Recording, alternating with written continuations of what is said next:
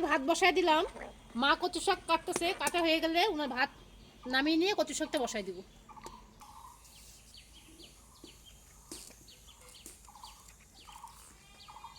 এগুলো মা রান্না করবে, কচু শাকটা আমি রান্না করি না, তো মাই কচু শাকটা রান্না করবে। কচু শাকটা ভাপে বসায় দিবে।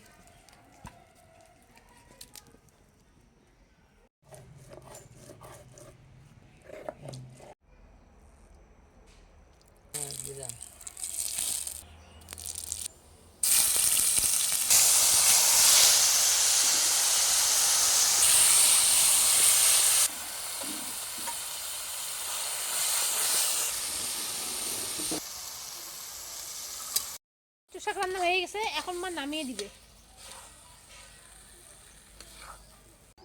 মার কচু শাক রান্না হয়ে গেল। কচু শাক রান্নার পরে আমি এখন ডিম রান্না করব।